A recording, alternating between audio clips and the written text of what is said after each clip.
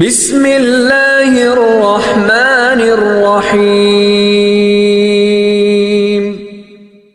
Assalamualaikum warahmatullahi wabarakatuh.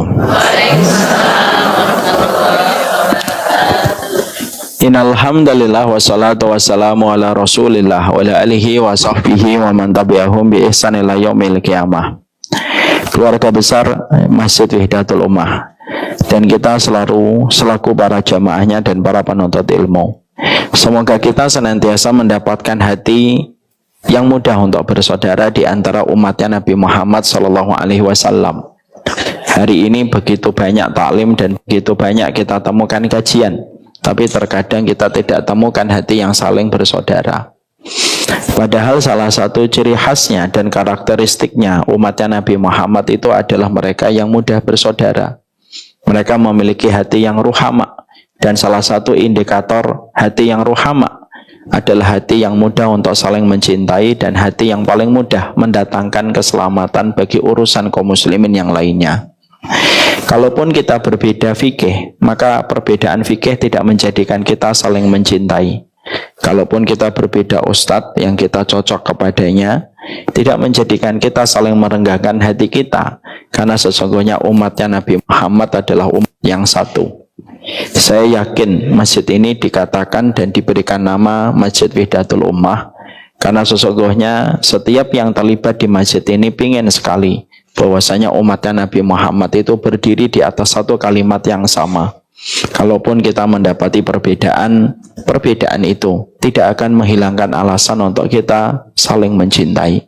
Dan semoga Allah memberikan kepada kita hati yang ruhama, hati yang penuh kasih sayang, hati yang mudah memberi alasan untuk mencintai sesama saudara muslim, tidak gampang mencela, tidak gampang menghujat, tidak gampang untuk merendahkan kehormatan orang lain hanya karena kita beda pilihan fikih dan pilihan dalil yang kita ambil.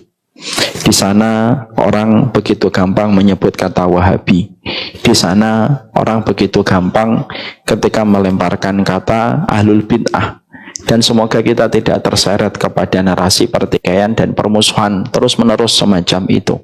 Dan itu membuat kita tidak akan bisa menyelesaikan masalah demi masalah yang dihadapi oleh umatnya Nabi Muhammad. Di balik dua kelompok yang terus bertengkar, ada anak-anak yang mereka menjadi korban bulian. Di antara dua kelompok yang terus bertengkar dan tidak mau saling mencintai, ada ribuan wanita yang mereka melakukan aborsi. Di balik dua kelompok yang sering bertikai, ada ribuan bapak-bapak yang terlibat dengan judi online dan tidak bisa lepas dari judi online. Sampai kapan mereka yang datang di tempat taklim, mereka yang datang di tempat kajian, dan mereka yang hadir di masjid, lalu kita terus membicarakan pertikaian dan permusuhan di antara umat Nabi? Siapa yang menyapa umatnya Nabi yang terlibat masalah kalau setiap orang yang datang ke tempat kajian selalu mendahulukan pertikaian dan permusuhan di antara sesama umatnya Nabi Muhammad? Inilah yang menjadikan kita terus meminta kepada Allah, terus memohon kepada Allah supaya hati kita mudah untuk mencintai, supaya kita memiliki sikap sebagaimana jarum yang merekatkan, bukan gunting yang merenggangkan, supaya kita sebagaimana air yang mengademkan, bukan api yang sifatnya membakar dan menghanguskan di antara satu dengan yang lainnya. Perbedaan itu pasti kita temukan antara kita dan istri kita saja yang telah melewati ratusan purnama. Ternyata kita pun masih memiliki banyak perbedaan. Bertahannya kita bersama keluarga bukan karena kita cocok bersamanya 100%, tapi kita bisa bertahan hingga ratusan purnama itu disebabkan karena kita memaklumi setiap perbedaan yang kita jumpai dengan pasangan hidup kita. Ada yang suka AC-nya 17, ada yang suka AC-nya 24, ada yang suka lampunya terang, tapi banyak perempuan yang suka lampunya remang-remang ketika tidur. Kalau kita selalu mempertahankan perbedaan, yang terjadi adalah keributan, pertikaian, konflik yang pastinya menguras energi kita di dalam hidup bersama dengan pasangan kita. Itu pula yang menjadikan kita paham, kalaulah kita dan pasangan hidup kita kita bisa bertahan bukan karena kita sama 100%, tapi karena kita mengelola setiap perbedaan dengan cara memandang kesabaran ketika bersamanya.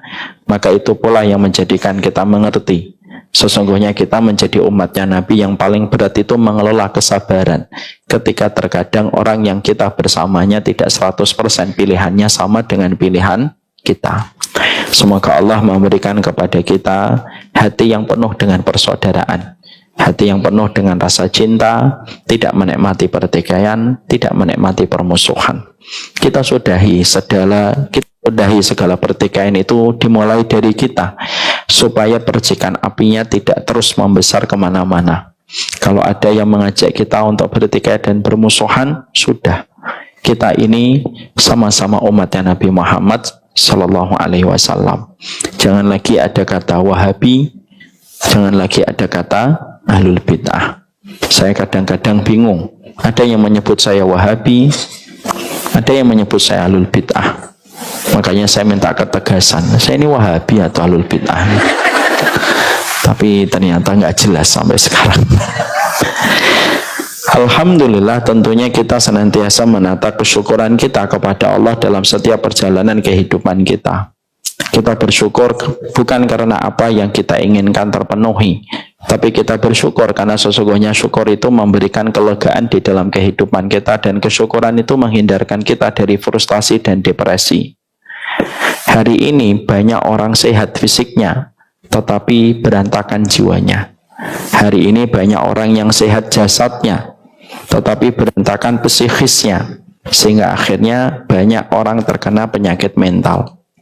Apa yang menyebabkan orang begitu mudah depresi, begitu mudah frustasi, sampai Nabi mengabarkan tidak terjadi hari kiamat, sampai orang ketika melewati kuburan, orang itu berandai-andai supaya dia mati dan supaya dia menempati tempat sahabatnya yang sudah meninggal dunia. Kata Nabi, la taqumus sa'ah hatta yamurru rajul qabra akhihi fayaqulu laitani makanahu. Nabi mengatakan tidak akan terjadi hari kiamat sampai beratnya setiap masalah yang didapati manusia pada saat itu. Sampai setiap orang ketika melewati kuburan dan dia melihat gundukan tanahnya yang sudah meninggal dunia, orang itu berkata, cobalah saya mati dan menempati tempat yang dihuni temanku yang sudah mati. Kenapa banyak orang itu mudah frustasi dan mudah depresi pada akhir zaman? Setidaknya ada 3.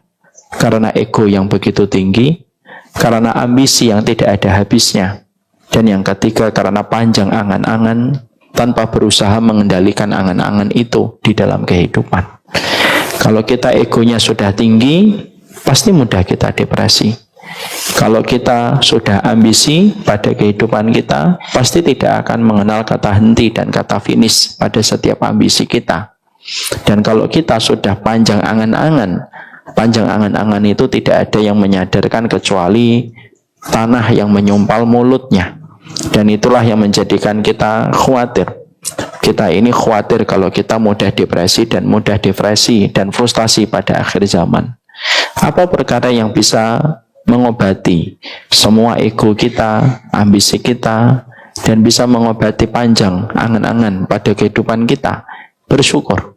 Bersyukur itu memotong kompas angan-angan kita supaya tidak menjadi liar. Bersyukur itu menjadikan kita tidak terlalu berambisi. Kita tetap berikhtiar, kita tetap berusaha, tetapi syukur kita menikmati apa yang sudah Allah berikan kepada kita, sembari menata apa yang harus kita lakukan tanpa kita berambisi. Dan kalau kita bersyukur, menghilangkan ego, karena syukur itu menjadikan seseorang begitu sensitif terhadap pemberian Allah di dalam hidupnya. Inilah yang menjadikan kita faham, tidak ada orang yang terkadang begitu mudah depresi kecuali ketika mereka kehilangan arti bersyukur. Kalau sudah kehilangan bersyukur, kita akan menghitung, dan hitungan kita tidak pernah merasa cukup. Kalau kita sudah kehilangan syukur, kita akan membandingkan, dan kalau kita sudah membandingkan, maka kita tidak akan pernah mengenal kata terima kasih ketika sudah membandingkan. Dan ujungnya kita akan mencela kehidupan yang kita jalani, lalu kita berandai-andai pada satu kehidupan ideal yang mungkin tidak akan pernah kita peroleh di dunia dan menjadikan kita semakin jauh dari Allah. Syukur itu lelah, tapi tidak bersyukur itu lebih lelah bagi seorang manusia. Maka sesungguhnya bersyukurlah terhadap apa yang Allah sudah berikan pada kehidupan kita. Mungkin banyak permintaan kita yang belum kita peroleh, iya. Mungkin banyak di antara keinginan kita yang belum kita dapatkan, betul.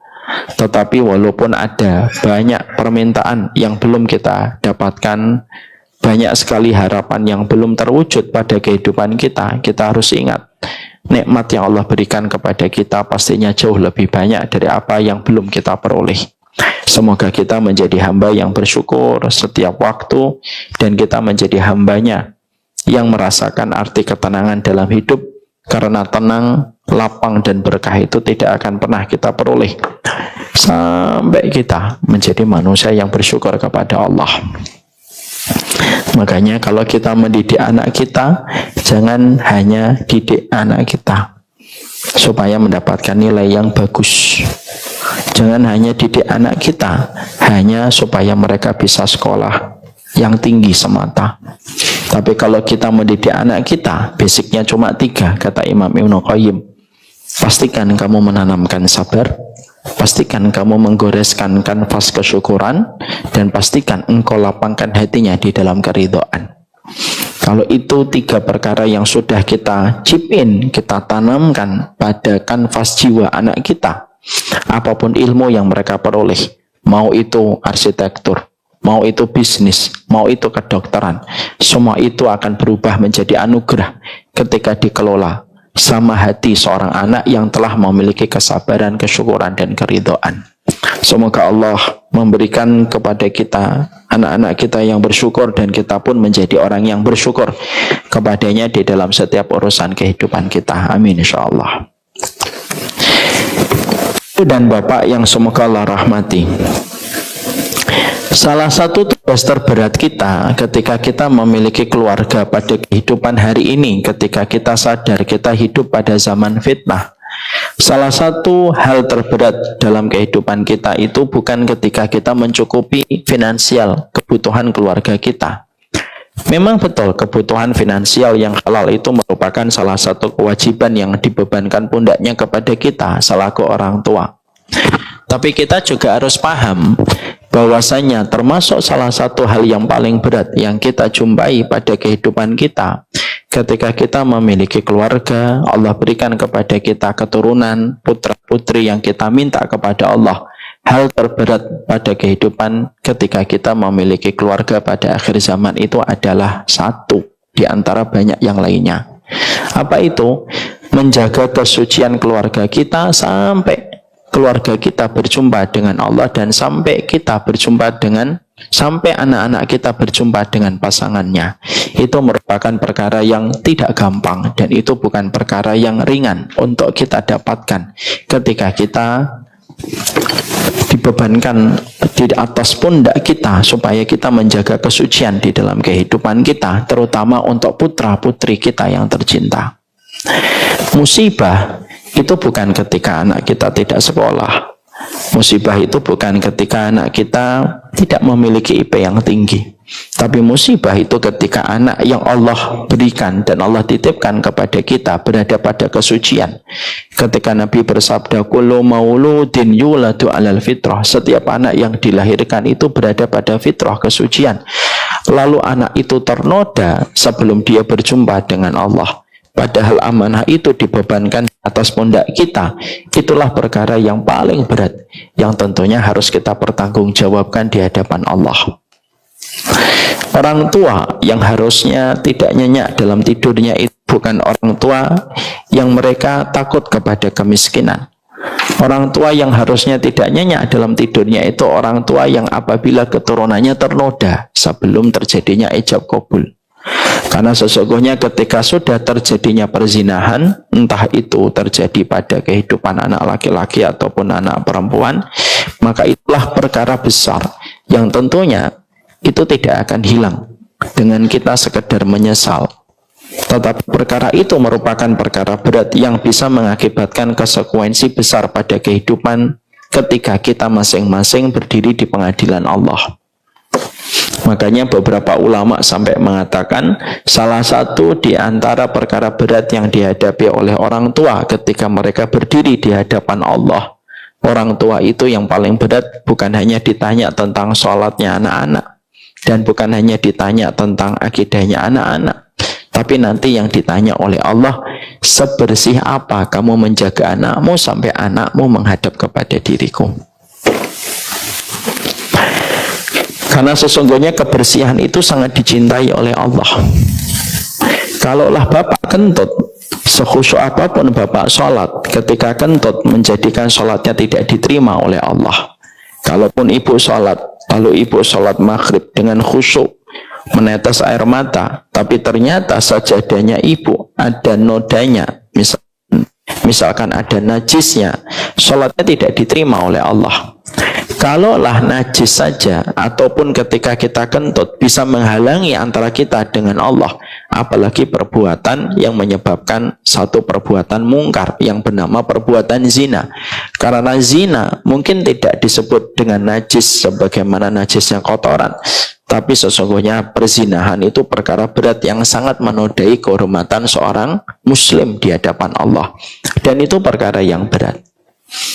Maka inilah yang menjadikan kita mengerti tidak ada perkara yang selalu kita harus pikirkan dan selalu kita pikirkan dan selalu kita meminta kepada Allah supaya kita, pasangan kita dan anak-anak kita kepada Allah itu yang kita minta, bukan hanya mereka menjadi orang yang bertakwa semata, tapi kita juga minta betul kepada Allah dan secara serius kita mengatakan kepada Allah ketika kita berdoa, semoga Allah jaga kehormatan suami kita dan istri kita, dan semoga Allah itu jaga kehormatan anak-anak kita supaya tidak terjerumus kepada perzinahan. Makanya doanya Nabi Muhammad dalam satu hadis riwayat Muslim, dan saya sudah pernah menyampaikan doa ini. Ada satu doa yang harusnya setiap orang tua tidak boleh skip. Ada satu doa yang harusnya orang tua itu tidak boleh terlewatkan, mendoakan ini kepada putra-putri terkasihnya. Sebagaimana Nabi pernah mendoakan putranya, sebagaimana Nabi pernah mendoakan seorang sahabat yang masih muda, yang pernah melakukan zina. Lalu Nabi mendoakan dengan doa ini, dan doa ini efektif, menjadikan pemuda itu betul-betul akhirnya berhenti dari perzinahan. Apa doanya Nabi kepada pemuda yang pernah melakukan zina? Lalu Nabi berharap semoga doa ini bisa menghentikan laju zinanya di masa depan. Maka Nabi itu mengusap dada dari pemuda tersebut. Lalu beliau ketika mengusap dadanya, lalu Nabi mengucapkan 3 permintaan. Apa 3 permintaan yang diucapkan Nabi kepada Allah untuk pemuda tersebut? Allahumma ikfir dambahu wa tahhir qalbahu wa hassin farjahu. Maka Nabi itu mengucapkan untayan doa, dan ini harusnya doa yang tidak boleh lepas dari aku, bapak dan ibu, anak-anak kita. Nabi itu sembari mengusap dada anak putra-putrinya, maka Nabi berdoa, ya Allah ampuni dosanya, karena pemuda ini dulunya hobinya berzina. Karena zina itu kalau tidak sampai diampuni oleh Allah, akibatnya bisa panjang, konsekuensinya bisa jauh. Anaknya nanti dizinai orang, berbagai macam kesusahan dan kesulitan akan didapatkan. Bahkan kalau ibu dan bapak membaca di dalam dalil, tidak ada satu kejadian gempa, selalu yang disebutkan penyebabnya adalah tersebarnya zina. Kalau bumi saja berguncang karena perbuatan zina, bagaimana kehidupan akhirat seseorang? Maka Nabi mendoakan pertama kali, ya Allah ampuni dosanya, Allahumma fir dambahu. Selesai? Enggak. Yang kedua, wa tahhir qalbahu, sucikan hatinya supaya hatinya tidak dikuasai oleh hawa nafsu. Karena kalau orang itu sudah dikuasai hawa nafsu, matanya rusak, sahabatnya pun rusak, dan selalu dimulai dari mata, Bu, kalau hatinya sudah rusak. Makanya maaf, efek dari porno itu lebih parah daripada efek yang ditimbulkan dari narkoba, kata Ibu Eli Risman. Kalau orang terkena narkoba, dampak kerusakannya tidak sebagaimana dampak kerusakan yang ditimbulkan dari pornografi. Makanya kalau seorang anak sudah melihat tayangan-tayangan yang tidak boleh dilihat, maka yang rusak itu di sini. Ini otak, fungsinya untuk membedakan manusia dengan binatang. Sehingga dampaknya impulsif. Dia tidak bisa menahan kalau ini sudah rusak. Makanya Nabi tepat ketika beliau mengatakan kepada pemuda itu, wa tahhir qalbahu, bersihkan hatinya. Karena hati yang memberikan kendali dan memberikan instruksi kepada mata, ini dilihat atau ini tidak dilihat. Makanya hati-hati terhadap pandangan mata. Makanya kenapa mata itu selalu disebut ketika Allah menyebutkan tentang perzinahan. Karena zina itu selalu dimulai dari kata. Karena zina itu selalu dimulai dari sebuah komponen bernama mata. Makanya ada sebuah tulisan kan, berapa banyak mata yang memandang wajah setenang rembulan, tapi menimbulkan dampak begitu besar dalam kehidupan. Itu mata. Maka Nabi mendoakan watohil korbahu, yaitu sucikan hatinya. Lalu Nabi menyebutkan yang ketiga, wahassin farjahu, yaitu jagalah kemaluannya. Itu yang ketiga. Dan tidaklah Nabi sampai mengucapkan doa ini kepada seorang pemuda supaya ini menjadi proteksi terbaik, bahwasanya orang yang kita cintai, tidak ada proteksi yang paling kita inginkan supaya mereka terjaga dari perzinahan. Dan itu tugas terbesar dan terberat dalam kehidupan manusia. Makanya kalau seseorang sudah berzina lalu dia tidak menyadari zinanya, inilah dosa yang kiranya bisa membawa dampak sampai kepada keturunannya pun itu nanti bisa melakukan zina sebagaimana orang tuanya berzina. Dan ternyata saya bisa memahami apa yang dikatakan oleh Imam Syafi'i ketika Imam Syafi'i mengatakan az-zina tainun wa qada'uhu fi ahlihi. Zina itu utang dan cara membayar hutang itu nanti di antara keluarganya ada yang dizinai ataupun ada yang berzina. Saya bisa memahami itu ketika saya pernah baca penelitian. Ternyata orang tua itu membawa gen, Bu, ketika dia punya anak. Kalau dia pernah melakukan zina atau melakukan apapun lah, kebiasaan makannya, kebiasaan overthinkingnya, itu membentuk jejak DNA. Dan itu nanti diwariskan kepada anak kalau dia punya anak. Makanya kenapa orang tua yang diabetes itu biasanya mendekatkan keturunannya dengan diabetes. Karena orang tuanya meninggalkan jejak glukosa pada DNA itu, sehingga nanti ketika anaknya lahir, anaknya pun ujiannya itu pada sesuatu yang manis ataupun gula, sehingga anaknya berpotensi mendapatkan penyakit diabetes. Kalaulah gula itu meninggalkan jejak DNA kepada anak sebelum dilahirkan, kemaksiatan pun sebenarnya meninggalkan jejak-jejak itu, meninggalkan jejak-jejak itu. Makanya akhirnya kita bisa memahami kenapa ada anak kalau dia membentak orang tuanya, bisa jadi nanti anak itu membentak dia sebagaimana dulunya dia membentak orang tuanya. Karena ketika dia membentak orang tuanya itu meninggalkan jejak DNA dan itu nanti diwariskan kepada anaknya.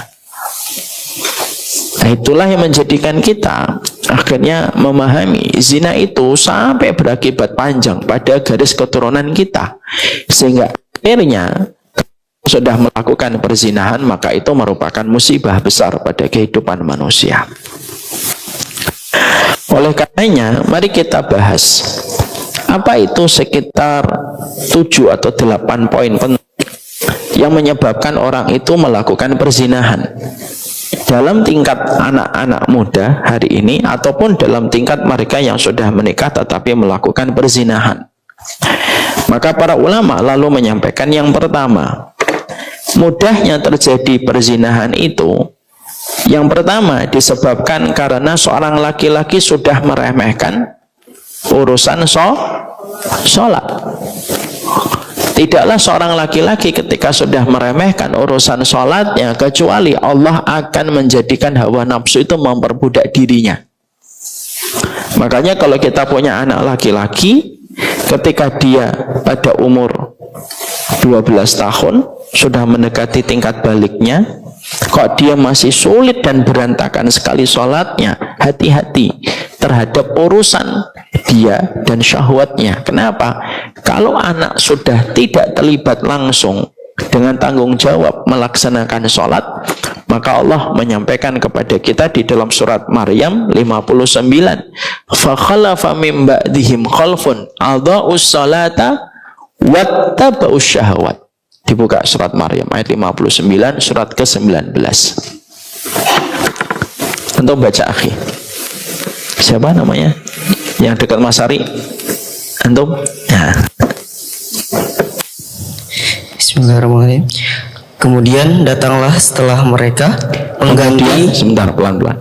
Kemudian datanglah setelah mereka orang tua. Setelah mereka ini datangnya setelah orang tua. Setelah datangnya orang tua itu siapa? Bacakan. Pengganti yang mengabaikan. Pengganti itu anak-anak. Fa khalafa min ba'dihim khalfun. Khalfun itu pengganti dari kalangan anak-anak. Lalu Allah menyampaikan kalau sifatnya anak-anak itu aba'us sholata, lanjutkan. Pengganti yang mengabaikan sholat, yang meremehkan sholat atau mengabaikan sholat. Apa yang terjadi kalau pengganti anak-anak muda ini sudah meremehkan urusan sholat? Apa yang Allah akan berikan pada kehidupan kita, dan fenomena apa yang terjadi kalau orang sudah meremehkan urusan sholatnya? Lanjutkan. Dan mengikuti keinginannya, maka mereka kelak akan tersesat. Ya. Maka di situ ada kata, kalau mereka sudah meremehkan sholat, wattaba'u syahwat, mereka pasti akan mengikuti dan mengekor kepada syahwat. Itulah kenapa ibu dalam Islam, kalau anak kita tidak mau puasa ketika dia sudah 13 tahun, kita tidak boleh memukulnya. Kalau anak kita umur 15 tahun tidak mau untuk melakukan haji dan umrah, kita tawarin ayo umrah, nggak mau, kita tidak boleh mukul.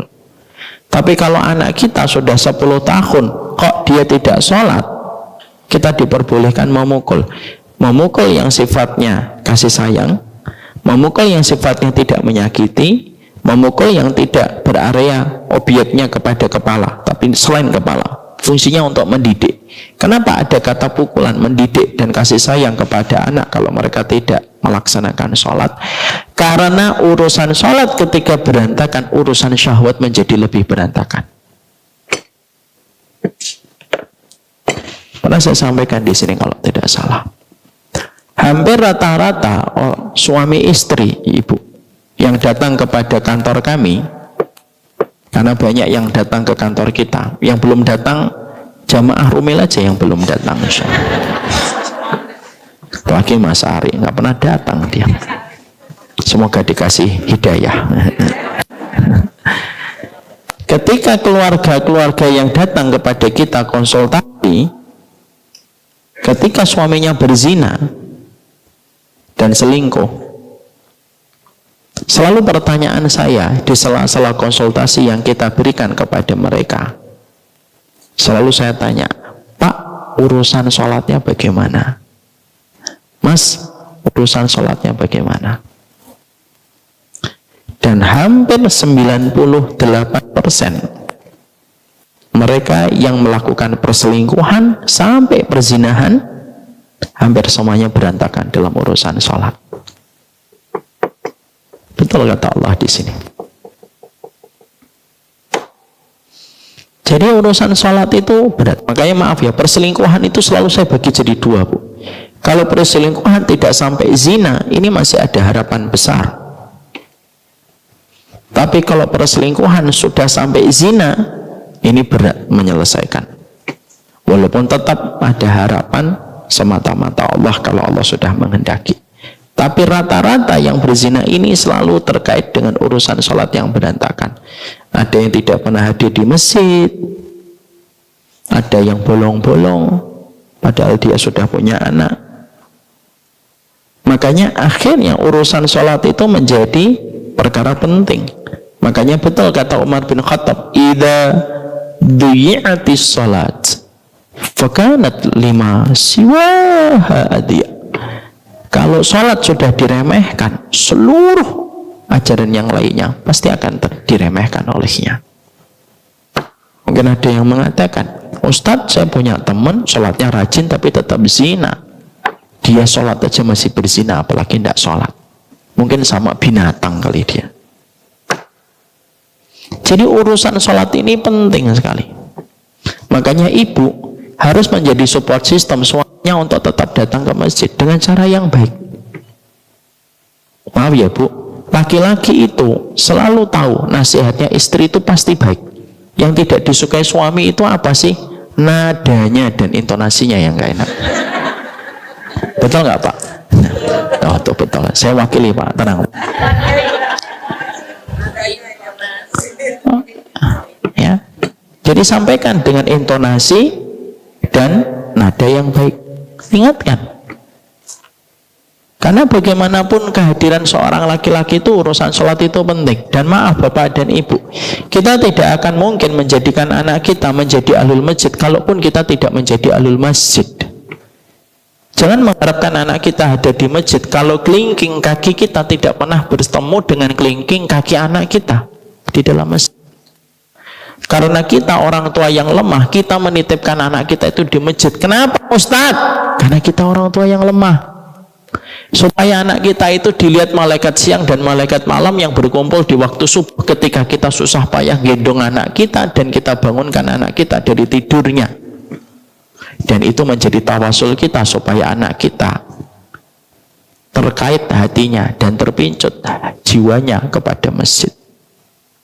Makanya kalau anak atas nama rasa kasihan kita biarkan tidur, kita biarkan tidak datang ke masjid, tidak kita biarkan untuk tidak sholat. Alah, saya lebih baik, naudzubillah min dzalik ya, saya lebih baik anak saya dapat angka C ataupun nilainya 5, tapi dia mendahulukan Allah ketika dipanggil daripada dia mendapatkan A tetapi dia meremehkan urusan sholat. Kemarin kita mendapati ada dokter yang memperkosa pasiennya. Tanya, sholatnya gimana? Naudzubillah min dzalik, semoga kita tidak ini dan kita tidak boleh menjadi sombong dan lebih baik. Enggak. Tapi kita ngambil benang merahnya itu selalu dalam urusan sholat. Lah Walid itu sholat Ustaz. Walid itu film bu. Tapi yang pasti bahwasanya urusan sholat itu menjadi pionir pertama. Dari urusan sholat itulah kita sampaikan maknanya, kita sampaikan kebutuhannya. Karena selama orang itu masih sholat, maka dia masih punya harapan besar untuk mendapatkan hidayah berikutnya. Karena hidayah itu bertahap. Hidayah itu bertahap. Tidak langsung hidayah itu langsung 100%. Kita langsung mendapatkannya. Ada hidayah itu bertahap. Hidayah pertama lewat sholat, hidayah berikutnya lewat taklim, hidayah berikutnya dia lembut sama keluarga. Hidayah itu bertahap. Selama dia belum hilang hidayah sholatnya, kemungkinan hidayah berikutnya itu akan datang secara pelan, tapi pasti selama sholatnya belum ditinggalkan. Dan itulah kewajiban kita untuk menghidupkan arti sholat itu kepada kehidupan anak-anak kita. Maka urusan sholat itu pertama dan penting. Baru setelah itu urusan-urusan yang berkaitan tentang apa yang kita harus sampaikan kepada kanvas jiwa anak kita. Sholatnya harus terjaga dulu. Gendong ibu. Kalau ibu tidak punya suami, ketika ibu suaminya keluar kota, ibu yang gendong. Kalau anaknya laki-laki, gendong. Contoh itu ibunya Imam Ahmad. Gendong anaknya kalau subuh, meletakkan anaknya ketika subuh itu di masjid. Ikhtiar seorang ibu yang tidak punya suami. Tapi ketika dia mendapati anaknya didatangkan ke masjid, itulah yang menjadikan Imam Ahmad itu menjadi ulama besar. Walaupun dia tidak punya seorang bapak. Di mana tempat dia menabung harapan dan meraih kekuatan? Di masjid. Baca kisahnya ibunya Imam Ahmad. Setiap sebelum subuh anaknya dimandikan, diwuduin, dibopong itu sama ibunya. Diletakkan di masjid setiap subuh. Akadnya diterima sama Allah. Dipilih Imam Ahmad bin Hambal Ulama Ahlussunnah wal Jamaah hafal 1 juta hadis, paling sabar ketika mendapatkan fitnah ujian tentang Quran. Itu karena ketulusan dan ketegaran seorang ibu yang membawa anaknya tetap melaksanakan sholat. Dari semenjak belia. Gemilangnya Imam Ahmad itu dimulai dari usia belia. Ketika seorang Imam Ahmad belia, tidak pernah jauh dari masjid.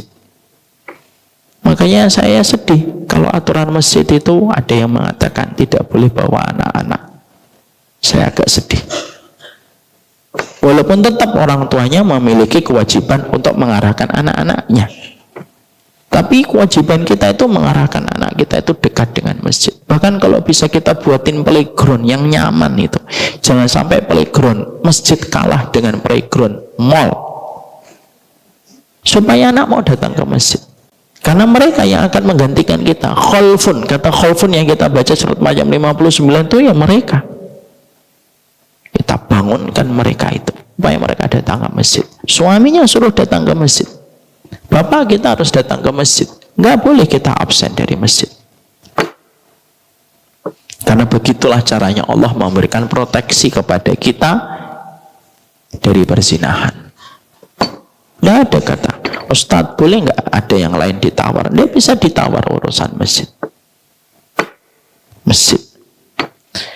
Ini sebab pertama. Kalau ini sudah lepas urusan ini, ibaratnya 5, 1, 2, 3, 4, 5. Kalau ini sudah lepas 5 ini, nggak akan kuat. Pasti akan lemah.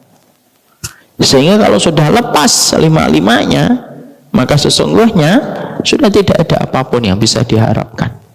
Sehingga ketika syahwatnya timbul, dia tidak punya kendalinya. Karena apa?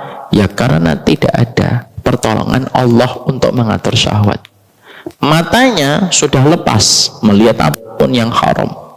Dan kita lihat hari ini, pembicaraan tentang zina itu sudah menjadi pembicaraan common, menjadi pembicaraan yang wajar di tengah masyarakat, terutama generasi muda hari ini. Semuanya mengarah tentang zina. Perempuannya dicabut rasa malunya, laki-lakinya sudah jauh dari masjid. Selesai. Perempuannya apa Ustaz? Perempuannya tidak ada rasa malu. Nah itu kuncinya. Kalau perempuan sudah tidak punya rasa malu, pasti perzinahan akan muncul di mana-mana. Mana dalilnya? Mari kita buka dalam surat Al-Qasas. Mangga Mas Bagas. Bismillah. Kemudian datanglah kepada Musa salah seorang dari kedua perempuan. Ibu dan bapak masih ingat ketika Nabi Musa lari habis membunuh laki-laki Bani Israel, lalu pada saat itu beliau kabur, lalu beliau mendatangi sumur yang di situ banyak laki-laki sedang mengambil air. Tahu kisah ini? Tahu. Di situ perhatikan detailnya kejadian itu disampaikan oleh Allah pada surat Al-Qasas surat yang ke-28 ayat yang ke-25. Dibaca lagi. Berjalan dengan malu-malu, dia berkata, sesungguhnya ayahku mengundangmu untuk memberi balasan sebagai imbalan atas kebaikanmu memberi minum ternak kami. Ketika Musa mendatangi ayah wanita itu, Syekh Madian, dan Syekh Madian menceritakan kepadanya kisah mengenai dirinya. Dia berkata, janganlah engkau takut, engkau telah selamat dari orang-orang yang zalim itu. Ya. Allah mensifati dua wanita yang mendatangi Nabi Musa dengan sebuah sifat kemuliaan yang melekat pada wanita. Yang ini, sifat ini hanya berlaku untuk wanita, tidak berlaku untuk laki-laki. Apa yang Allah sifati dari dua wanita yang mendatangi Nabi Musa? Salah satu di antara keduanya nanti akan menjadi istrinya Musa. Faja'atuhu ikhdahuma tamshi 'ala istihya, yaitu ketika salah satunya mendatangi Musa dalam kondisi malu. Jadi akhirnya perempuan malu itu merupakan kunci, dia merupakan gembok. Tidak akan mungkin terjadi perzinahan ketika seorang wanita itu diberikan anugerah sifat malu yang terus ditanamkan oleh orang tuanya. Hari ini Bu, laki-lakinya lemah dalam urusan sholat, perempuannya tidak memiliki rasa malu untuk membuat konten. Lalu akhirnya kontennya dilihat sama setiap orang, yang dia harusnya paham, tidak setiap orang yang menatapnya itu memiliki hati yang bersih. Sehingga ketika dia menatapnya, dia bisa nge-save, lalu mendownloadnya, lalu melakukan apa yang dia mau, yang dikatakan oleh hawa nafsunya. Itulah laki-laki hari ini, Bu. Sampai perempuan sampai perempuan bercadar pun bisa menjadi salah satu pelampiasan orientasi seksual. Orang perempuan bercadar itu ada laki-laki, dia ngoleksi perempuan bercadar, fotonya doang, untuk menjadi orientasi menyimpang seksualnya. Itulah kenapa akhirnya Allah itu menyoroti pada ayat yang ke-25, faja'athu ikhdahuma tamshi ala istihya. Allah itu mensifati, Allah itu senang kalau seorang wanita itu malu. Ketika seorang wanita itu memiliki rasa malu, inilah yang akhirnya menjadikan wanita berkata tidak kepada setiap ajakan dan setiap godaan. Karena sifat malu itu harganya mahal. Dia merupakan proteksi maksimal dari seorang wanita. Kalau wanita sudah mengatakan tidak, laki-laki mau apa? Dia bisa ngelakuin apapun. Ini bisa mengerjakan apapun pula. Kalaupun memaksa, itu jatuhnya pemerkosaan dan tentunya beda hukumnya. Tetap pemegang kuncinya itu ada pada wanitanya. Makanya akhirnya sebab pertama terjadinya perzinahan itu kata para ulama itu apa? Satu, nomor satunya apa? Laki-lakinya tidak disiplin dalam urusan sholat, ataupun dia sholat tetapi hanya sekedar fisiknya untuk melepaskan kewajiban. Yang perempuan hilang rasa malunya. Maka kalau anak kita sudah tidak punya rasa malu, Bu, itu ada dua. Satu, karena pendidikan orang tua yang salah. Dua, karena bi'ah. Bi'ah itu lingkungan yang rusak. Karena setiap perempuan itu diciptakan malu. Itulah kenapa, Bu, di dalam surga itu tidak diceritakan bidadara, tetapi ada bidadari.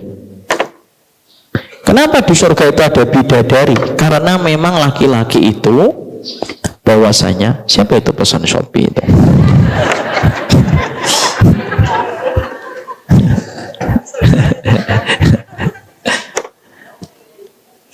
Karena sesungguhnya kenapa ada bidadari? Karena sesungguhnya laki-laki itu lemah dalam urusan perempuan. Ada bidadari, Allah itu seakan-akan secara tidak langsung mengatakan, jangan zina ya, jangan melampaui batas terhadap perempuan di dunia supaya kamu mendapatkan bidadari di surga.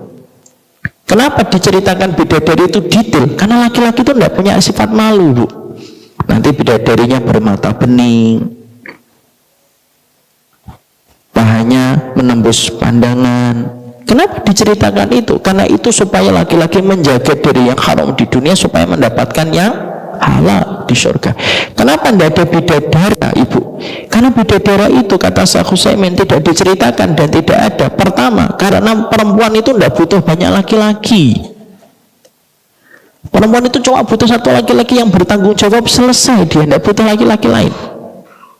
Dan yang kedua, perempuan itu punya sifat malu. Kalau diceritakan bidadara kayak bidadari, Allah menceritakan, perempuan tidak mau membaca ayat. Bidadara, dadanya bidang, apa sih malu? Maka sesungguhnya sifat malu itu merupakan salah satu sifat kemuliaan, dan itu ditanamkan dengan dua. Satu, memastikan pendidikan kita terbaik untuk menciptakan sifat malu. Yang kedua, lingkungan. Seketat apapun ibu menggenggam putri ibu, tapi kalau ibu longgar di lingkungannya, lepas dia. Makanya kita memastikan lingkungan, kita memastikan pendidikan kita untuk memastikan dia malu.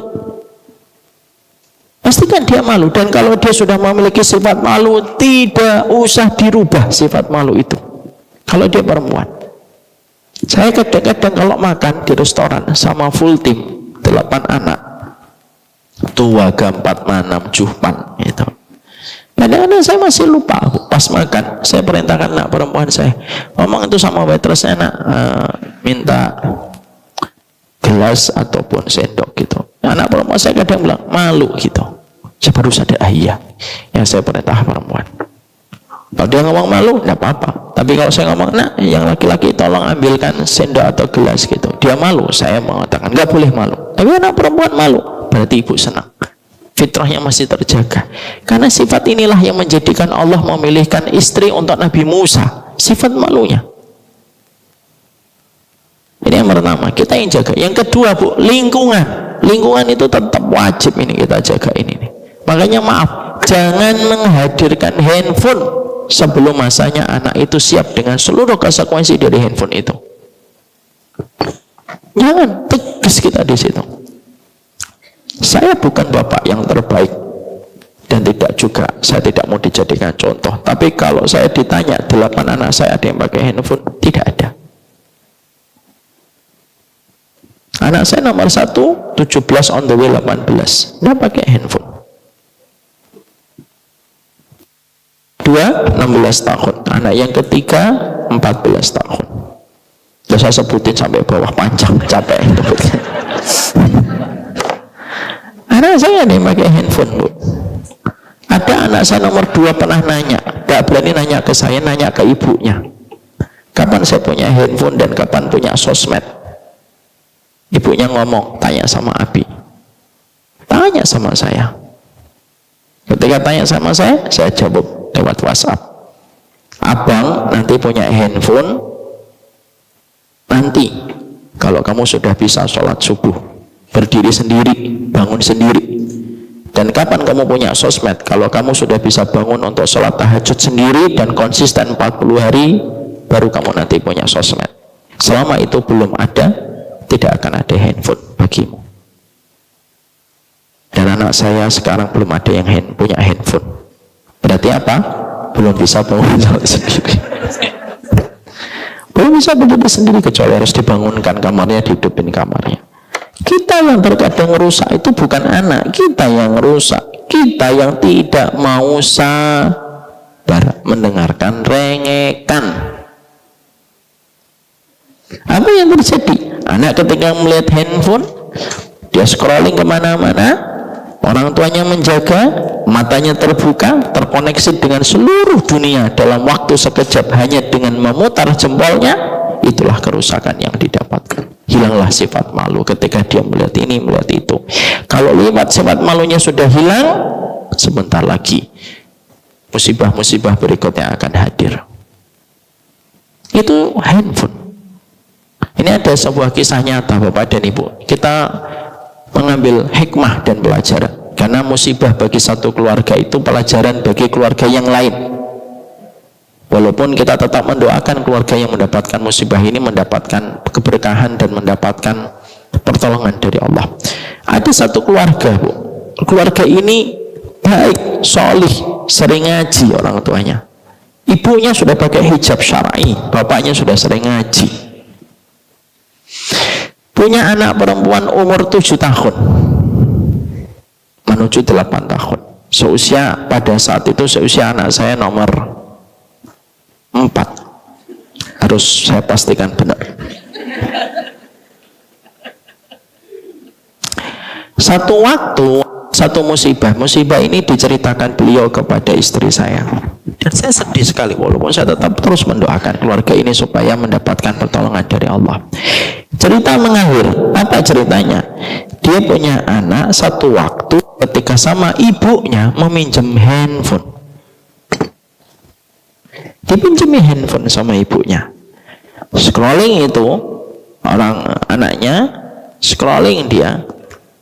Dan ketika scrolling itu selesai sekitar setengah jam, memberikan handphonenya kepada ibunya. Ibunya biasanya tidak pernah memperhatikan macam-macam. Lalu ibunya tiba-tiba pengen tahu, tadi buka apa sih anak saya gitu. Dibuka history, Ibu. Kaget dia mendapati historinya itu apa? Historinya itu konten pornografi. Anak perempuan 7-8 tahun. Kaget, bingung, nangis, seakan dunia runtuh, karena ini orang ngaji, berhijab syar'i ibunya. Seakan dunia runtuh, tapi tetap harus waras. Dalam kondisi semacam itu kita tetap harus waras. Ditanya itu anaknya, kamu menonton dari mana kayak gini? Nah, anaknya saya nggak ngaku. Lama-lama akhirnya anaknya mau ngaku ketika dialognya persuasif. Anaknya ngaku. Anaknya mengatakan iya, dari tetangga sebelah. Jadi mereka punya tetangga dan anaknya itu sering main ke tetangga. Gitu. Dan selama ini beliau tidak menaruh prasangka apapun kepada tetangganya karena sesama umur. Sekitar 7-8 tahun, perempuan juga. Langsung ditanya, loh ini yang ngasih contoh ini siapa? Saya sering lihat sama teman itu. Loh kok teman kamu tahu caranya membuka akses pornografi kayak gini tuh caranya gimana? Dia punya kakak, kakaknya kelas 3 SMP, kakaknya yang ngajarkan caranya kepada adiknya perempuan. Jadi hari ini tuh zina rata, pesantren, non pesantren, walid nggak walid.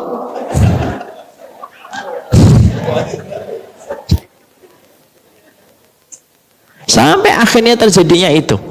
Dan ibu tahu akibatnya? Ini belum selesai. Akibatnya yang paling dahsyat. Apa akibatnya? Anak itu harus dibawa psikolog. Dan apa kata psikolog? Memori anak kalau sudah melihat pornografi tidak bisa hilang. Jadi tidak bisa hilang. Tidak bisa hilang. Bagaimana caranya? Yang harus dilakukan, kalau ilustrasinya itu laci ada 10 laci, maka memori tentang pornografi ditaruh yang paling bawah. Terus diatur laci-laci yang berikutnya itu laci-laci kesibukan dia supaya menggeser laci yang paling atas dari memori pornografi ini. Tapi laci ini nggak bisa di-delete. Nggak bisa di-delete, kata psikolognya.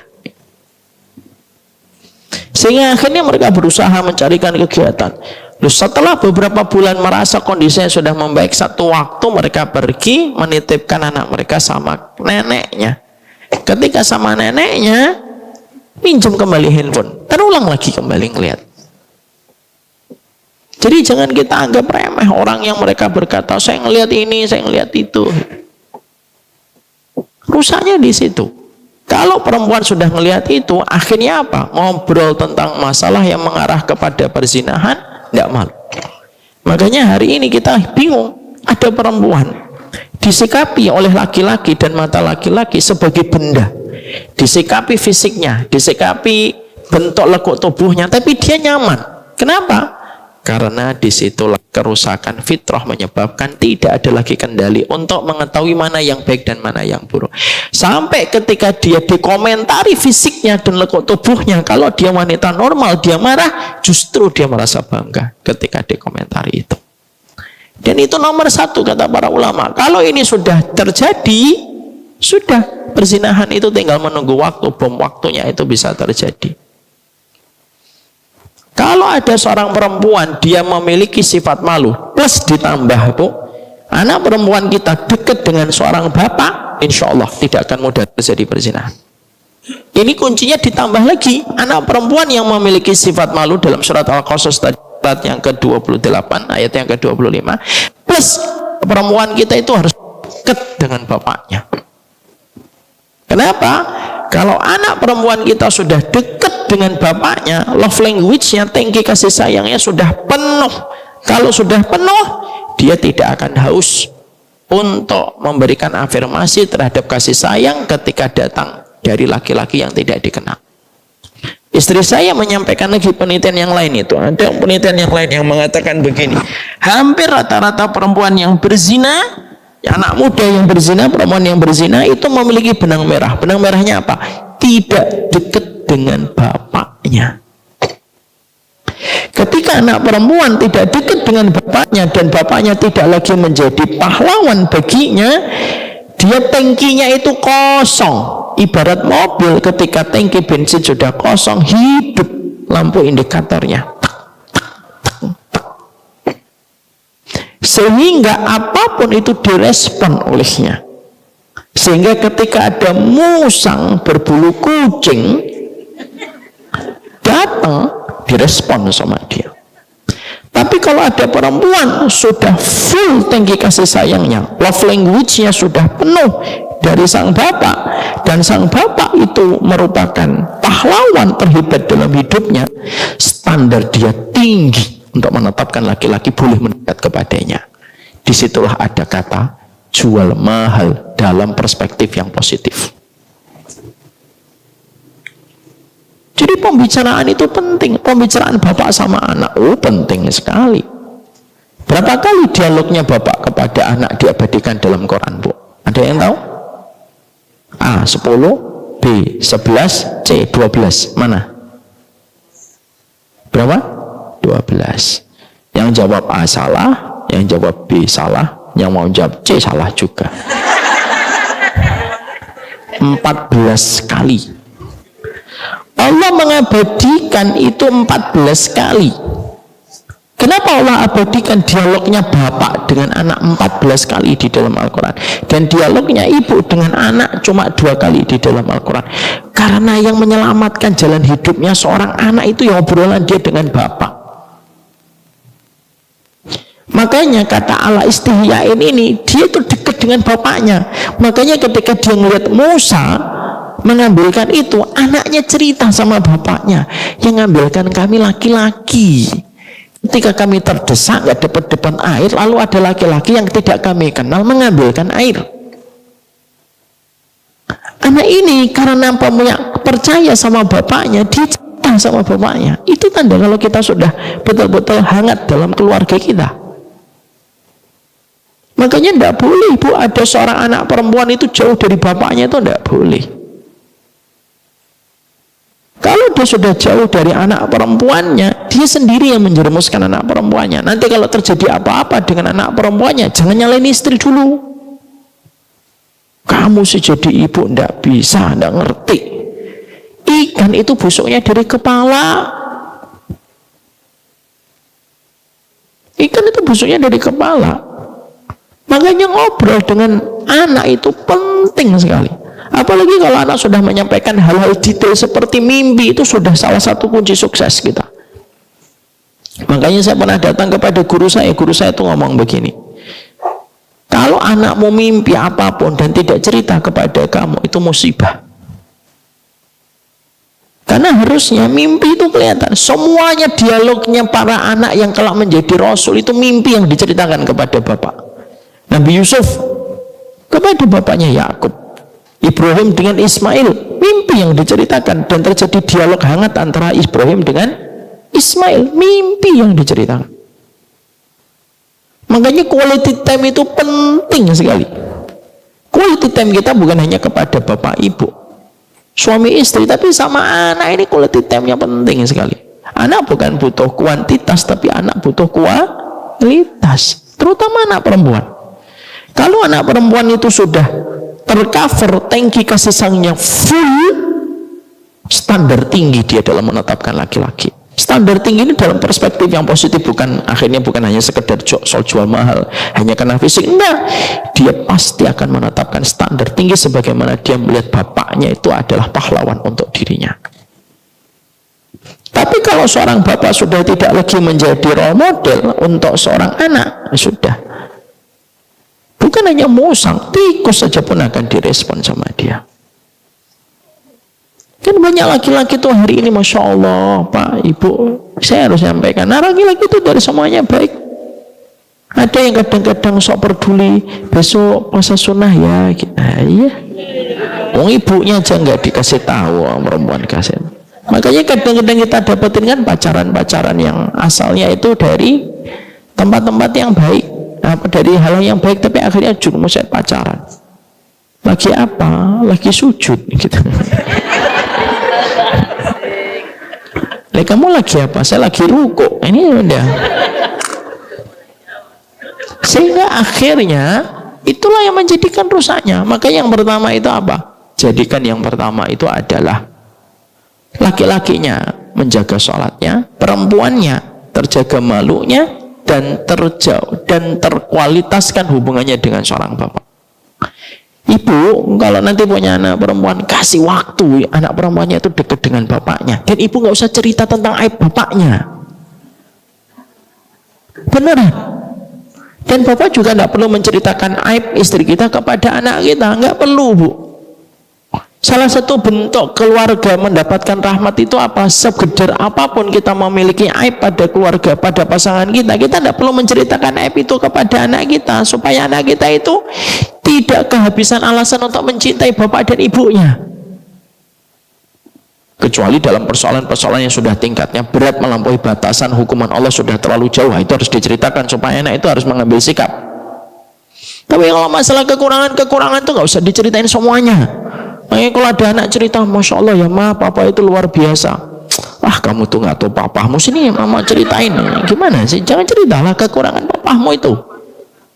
Ketika nanti seorang istri memberikan tempat kepada seorang anak, supaya anak itu mengenal bapaknya dengan baik, maka dia akan cerita semuanya kepada bapaknya.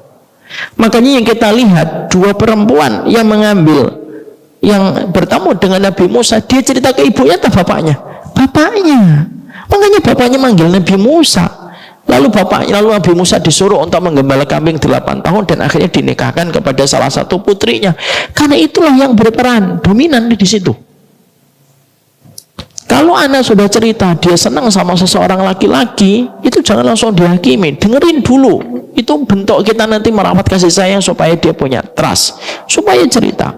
Tapi disitulah kita paham terjadinya perzinahan itu sholat yang terabaikan, malu yang tercampakkan.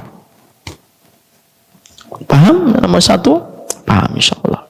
Yang kedua, jangan sampai keluarga kita berkategori dayus. Berkategori dayus itu apa? Berkategori hilangnya kita atau membiarkan kita untuk terjadinya kemaksiatan di dalam rumah kita. Alladzi yukirul khabas fi ahlihi. Dayus itu adalah seorang laki-laki yang membiarkan kemaksiatan terjadi dalam keluarganya. Artinya kita harus punya ketegasan. Kalau anak kita Pak perempuan tiba-tiba diajak sama laki-laki, ya mengatakan nggak boleh. Jangan malah dibiarkan. Mau diajak pergi Pak, siapa? Si Nanda atau si Fatimah. Pulang jam berapa? Jam 10. Ya udah hati-hati ya jam 10. Seakan-akan sebelum jam 10 setan nganggur. Nggak boleh lah. Kalaulah kita, Pak, saya ada orang laki-laki datang minjem handphone saya, padahal di sini ada e-banking saya, di sini ada akun-akun penting saya, ada artikel penting saya, nomor telepon semuanya di sini. Mungkin nggak seorang Umar minta itu meminjamkan handphone? Nih nak, bawa nak, nanti jam 10 balikin ya nak. Nggak mungkin lah. Bu, ibu mungkin nggak? Lalu kenapa ibu mungkin untuk menitipkan anaknya pergi ke laki-laki jam 10 pulang? Emang anak lebih murah daripada handphone? Mungkin nggak? Saya punya emas nih, saya kan punya emas banyak. Kita semuanya punya emas. Mungkin nggak kalau kita punya misalkan 100 gram, 1 kilo lah emas. 1 kilo itu hari ini 10 miliar. 2 miliar. 20 miliar. Terus nggak tahu lah saya akhirnya bro. Karena 1 gram kan 2 juta ya sekarang. Kita punya emas 1 kilo. Mungkin nggak kita nitipkan ke orang? Ini Pak, nanti Mas bawa ya Mas saya nanti jam 11 bawa lagi balik pulang. Ya tidak mungkin kita Bu. Sama. Pacaran itu tidak mendekatkan jodoh sebagaimana pacaran tidak menjauhkan jodoh. Ya anak kita kalau ada yang suka, tolong duduk ngobrol. Saya kemarin Bu jalan-jalan safari ke daerah Jawa Timur, ada seorang bapak-bapak, dia cerita pengusaha besar, kaya raya, udah punya cucu, umurnya baru 49 atau 48. Beda dikit dengan saya. Tapi dia punya cucu. Saya tanya, gimana? Antum punya cucu? Iya. Anak saya ketika 17 tahun pengen nikah, langsung ketemu orang yang suka sama dia dan anak saya suka, nikah anaknya. Itulah caranya kita di dalam menjadikan anak kita itu terjaga kesucian. Kalau memang belum siap, ya sudah, siapkan perantinya, berikan kepadanya kegiatan-kegiatan yang bermanfaat. Hari ini Bu, Yang mengerikan itu bukan pernikahan, pacaran. Ada yang dibungkus, dikoper, ada yang dibunuh, ada yang dibuang di sumur, ada yang dibuang di tengah jalan tol. Apa nggak lebih mengerikan itu yang viral itu, ada laki-laki dan perempuan satu kantor masuk ke sebuah hotel lalu melakukan zina, keterangan dari sang laki-lakinya setelah tertangkap polisi, setelah melakukan hubungan badan, dibunuh, ditaruh dalam koper. Apa yang lebih mengerikan itu? Kok malah yang justru disalahkan malah nikah? Marriage is scary, nikah itu menakutkan. Loh, yang menakutkan itu pacaran. Makanya yang kedua harus memiliki ketegasan. Kita harus tegas. Kalau kamu suka, datang ngomong baik-baik. Kalau memang kamu enggak ini, ya sudah, nanti aja, enggak usah kamu ini kan. Makanya ada seorang bapak-bapak di Bekasi cerita sama saya tuh diprotes sama anak saya, Ustadz. Kenapa? Kata anak saya, Abi ini kayak singa. Makanya nggak ada laki-laki yang deket sama saya, walaupun akhirnya perempuannya sudah nikah. Pada saat itu saya ngomong, loh, saya malah kagum sama bapak. Saya bilang begitu sama beliau, saya tuh kagum sama bapak. Loh, kenapa Ustadz kagum sama saya? Justru laki-laki itu harus jadi macan, istri kita jadi kucing, Pak. Kalau dua-duanya kucing, meong-meong, diambil Pak anak kita, Pak. Dan alhamdulillah beliau anak-anaknya hafidhah. Dan anaknya sekarang sudah menikah. Kenapa kita harus ragu dengan ketentuan takdir bahwasanya yang menjadi jodoh anak kita itu bukan pacaran? Yang menjadi jodoh anak kita itu laki-laki yang telah dituliskan namanya 50.000 tahun sebelum Allah menciptakan langit dan bumi. Yang menjadi jodoh istri anak kita itu perempuan yang telah digoreskan namanya 50.000 tahun sebelum Allah menciptakan langit dan bumi. Lalu kita ragu gitu, lalu kita menempuh dengan cara yang haram gitu, lalu membiarkan anak kita dijamah, lalu anak kita diperlakukan semau-maunya, lalu setelah itu ditinggal atas nama tidak ada lagi rasa cinta. Emang itu cinta? Syahwat, bukan cinta. Makanya yang kedua harus tegas. Contoh yang pengen saya sampaikan ini sebenarnya itu memberikan kekuatan ke saya. Kalau handphone kamu saja kamu nitip sama orang yang kamu nggak kenal 5 jam, di sini ada segala macam hal yang penting dalam handphone kamu. Masuk kita nitipin anak. Lah terus gimana nanti anak kita? Itulah terjadinya dayus itu. Dan terjadinya dayus, sebagian ada ulama yang mengatakan kalau ada laki-laki dan perempuan berzina kok orang tuanya masih hidup, itu beda dengan laki-laki dan perempuan yang berzina ketika orang tuanya nggak ada. Kenapa? Karena sebagian ulama saking detailnya mereka mengatakan kalau ada anak laki-laki dan perempuan berzina kok orang tuanya masih hidup, orang tuanya dulu ini yang akan ditanya oleh Allah. Kenapa? Karena dalam sistem kemiliteran kalau ada kekalahan tidak mungkin prajuritnya yang ditanya, komandannya ditanya. Lalu strategimu itu gimana kok sampai kita kalah perang di wilayah itu? Yang ditanya apakah seluruh prajuritnya? Enggak, yang ditanya itu komandannya dipanggil dulu oleh panglimanya. Ini kamu strateginya gimana ini? Kok sampai kamu kalah? Babak belur kamu itu ketika memasuki wilayah itu yang sudah kita jadikan target. Yang ditanya pasti komandannya. Tidak mungkin panglima nanya satu persatu, tidak mungkin. Sama. Kalau ada anak perempuan dan laki-laki kok berzina masih punya orang tua, yang ditarik dulu oleh Allah itu adalah orang tuanya dulu ditanya oleh Allah. Kenapa dia berzina? Karena anak itu akan berkata, mau saya diajak orang tua saya memperbolehkan kok. Makanya yang parah itu kalau sudah di luar, cara mengantisipasi dari zina justru memberikan alat kontrasepsi untuk sang anak. Itu pikiran paling cepat yang ada pada kehidupan manusia ketika sudah tidak lagi punya harapan tentang bagaimana menjaga kesucian, hingga dipaksa untuk dikerdilkan hatinya supaya dia harus memaklumi kejadian itu. Tidak bisa kata orang. Maka yang kedua, dayus. Makanya harus tegas, harus ada yang jadi kucing, harus ada yang jadi macan.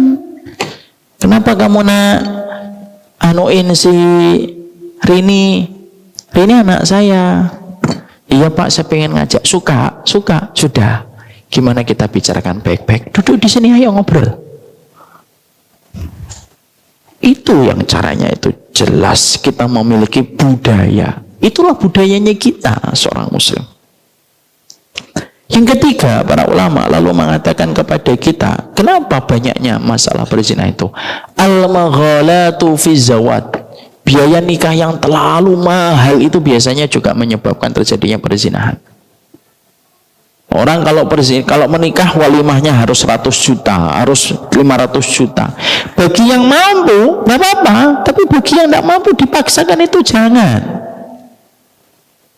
Makanya sekarang ketika ada tren anak-anak Gen Z menikah di KUA, itu saya senang. Kenapa? Ada yang cocok nikahnya cuma di KUA, ada yang memang cocoknya karena keluarganya mungkin koleganya banyak, mungkin di gedungnya tidak apa-apa, tapi jangan dipaksakan untuk sama. Ukuran kita dalam pernikahan untuk anak-anak kita itu tidak sama ukurannya. Makanya jangan menetapkan standar terlalu tinggi di dalam pernikahan. Biayanya terlalu mahal sampai akhirnya daripada nikah itu susah, ya sudah zina. Apa yang terjadi sama anak muda? Pikirannya anak muda itu apa hari ini? Kalau pengen makan sate, ngapain pelihara kambing? Paham artinya ini, Bu? Ini pikiran anak muda, Pak. Jadi anak muda itu sudah berpikir hari ini, dan banyak sekali celoteh-celoteh yang ada di sosial media. Kalau hanya pengen makan sate, ngapain melihara kambing? Artinya apa? Kalau hanya pengen ontok, seneng-seneng, ya nggak usah nikah. Jadi dia memandang bahwasanya pernikahan itu kayak melihara kambing. Ya, kalau cuma pengen makan sate, nggak usah pelihara kambing, beli aja kambing. Satenya di mana? Saking begitu rendahnya arti menikah dalam kehidupan anak kalau sudah rusak fitrahnya. Coba, ada video yang membuat saya terhenyak. Cinta ditolak. Adik bayi. Apa itu? Adik bayi beraksi. Itu rusak, itu pikiran kayak gitu. Walaupun itu dijadiin bercanda, nggak pantas itu. Karena ini yang kita harus selalu kembalikan bahwasanya makanya pernikahan itu yang sederhana, yang penting syahdu. Dan maaf ya Ibu dan Bapak, kalau kita nggak diundang satu keluarga dalam pernikahan, nggak usah marah. Saya nggak suka sama Pak RW. Kenapa?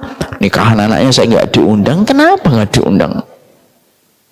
Karena bisa jadi ada beberapa orang ketika mereka menikahkan putra putrinya itu mereka ingin lebih syahdu dan tidak ingin terlalu banyak. Yang penting iklam, yang penting memberitahukan dan menginformasikan bahwasanya anaknya menikah, selesai.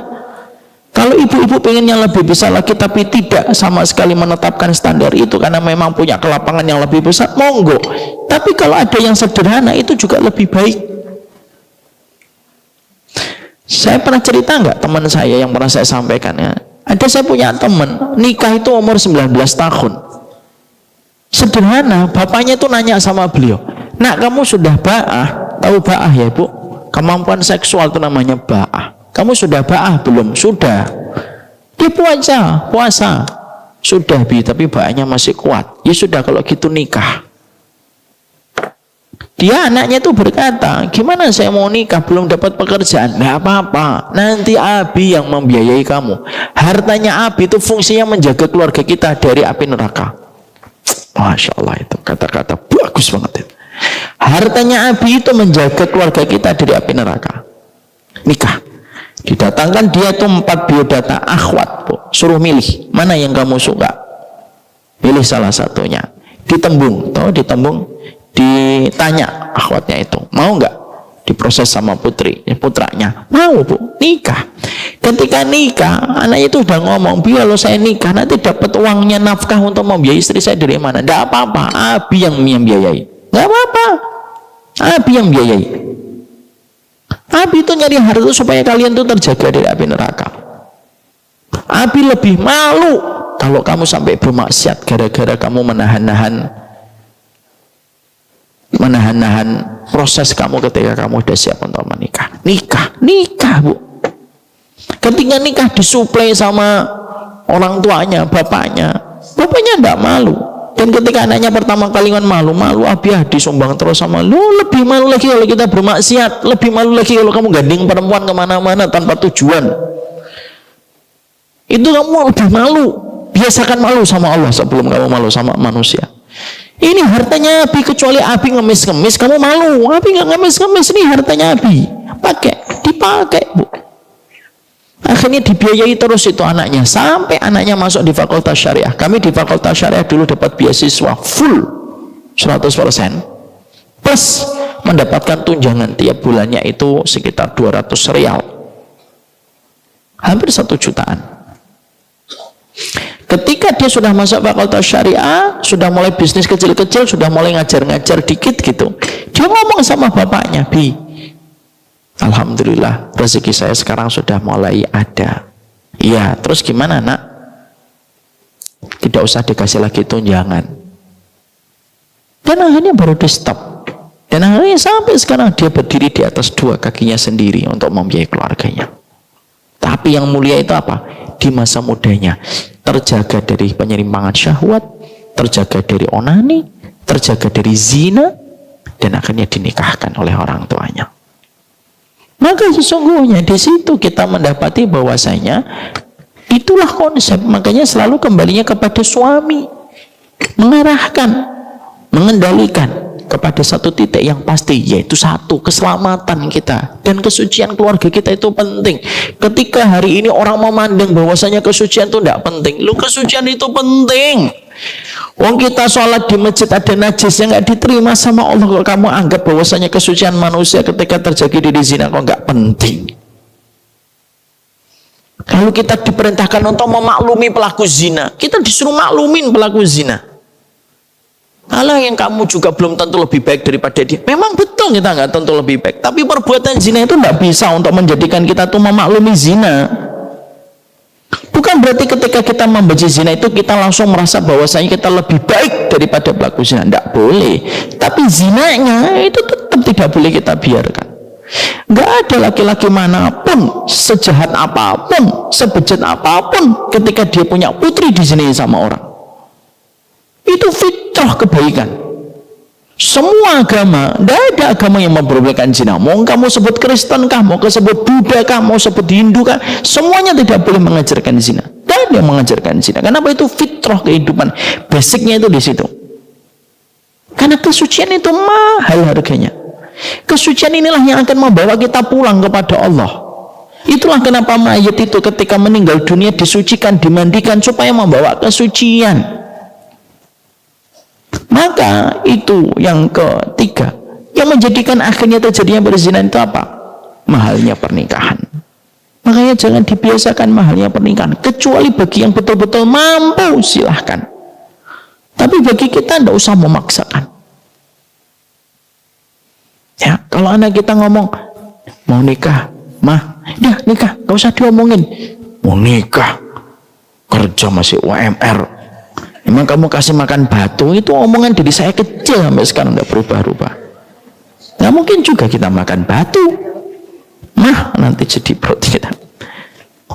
Kemudian yang keempat, hilangnya amar ma'ruf dalam satu keluarga, dalam satu masyarakat. Kalau sudah hilang amar ma'ruf keluar dalam satu masyarakat, ya zina di mana-mana lah.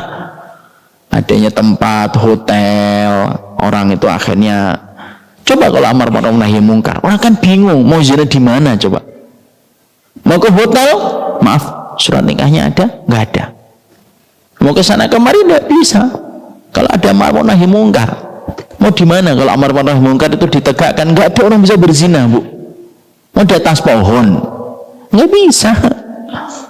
Tapi karena sekarang amar ma'ruf nahi mungkar itu hilang, akhirnya orang itu bisa milih tempat mana saja untuk berzina. Mau yang premium atau mau yang ekonomi atau mau yang reguler, bisa milih dia asal punya uang. Makanya amar ma'ruf nahi mungkar itu termasuk salah satu perkara yang menyebabkan hari ini orang itu berzina gampang. Kita masih ingat kak, ibu saya dulu cerita gini, kamu tahu nggak nak, dulu tahun 70-an ada perempuan dibonceng laki-laki yang bukan suaminya dan belum menikah, itu dibicarakan satu kampung itu. Betul Bu? Tuh, yang lahir tahun 70-an memberikan kesempatan. Ya sekarang mah enggak. Sekarang anak SMP kadang-kadang ironisnya itu apa? Anak SMP itu ditanya sama gurunya sendiri, datang sendirian, ya pacarnya mana? Lu gurunya yang nanya. ularnya mana? Ini gurunya yang tanya coba. Makanya amar ma'ruf nahi mungkar itu termasuk salah satu perkara yang dijagain betul. Ada satu daerah Bu, di daerah Tawangmangu di sana, itu amar ma'ruf nahi mungkar itu masih bagus sekali. Nggak tahu sekarang ini. Dulu kalau ada pasangan-pasangan yang mereka itu tidak jelas, itu tidak boleh untuk mereka mengambil tempat-tempat bermalam di situ. Karena di situlah kita mendapatkan amar nahi mungkar itu penting. Dan itu yang tadi saya sampaikan, semua dalil yang menceritakan tentang gempa itu selalu ada kaitannya tentang zina sebelumnya. Saking begitu dahsyatnya zina itu tidak diterima oleh bumi. Itu yang keempat. Yang terakhir, alhamdulillah. Yang terakhir, kapan terjadinya zina itu? Yang terakhir, yaitu hilangnya kehangatan keluarga. Suami yang bertengkar terus dengan istrinya berpotensi dia terpincut dengan perempuan yang haram. Istri yang terus bertengkar sama suaminya kemungkinan untuk terpesona dengan laki-laki lainnya menjadi sangat besar. Anak yang terlalu sering mendengar kata-kata pertengkaran dari orang tuanya sangat berpotensi dia tidak nyaman di rumah dan dia menjadikan zina itu pelarian dari setiap masalah yang dia jumpai. Makanya Allah lalu mengingatkan kepada kita di dalam surat Al-Furqan 74 kan? Apa kata-kata dari Allah? Rabbana hablana min azwajina wa dzurriyyatina qurrata a'yun waj'alna lil muttaqina imama. Disebutkan dulu orang tua yang qurrata a'yun sebelum anak itu qurrata a'yun. Kenapa? Karena anak kita tidak akan mungkin qurrata a'yun, anak kita tidak akan mungkin terjaga dari berbagai macam penyimpangan, perzinahan dan lain sebagainya kalau orang tuanya tidak qurrata a'yun. Anak broken home dalam beberapa penelitian lebih berpotensi melakukan penyimpangan dibandingkan anak yang tidak broken home. Pertengkaran terus menerus suami istri membuat frustasi seorang anak dan akhirnya tidak sedikit pelariannya kepada perzinahan.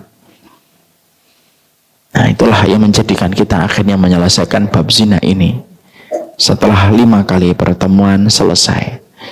Sehingga akhirnya kita memahami ada 5 sebab. Laki-lakinya tidak tertib dalam urusan sholat, perempuannya tidak memiliki rasa malu dan tidak dekat dengan bapaknya. Yang kedua, yaitu ketika keluarga dipimpin sama laki-laki yang dayus, yang membiarkan kemaksiatan terjadi pada keluarganya.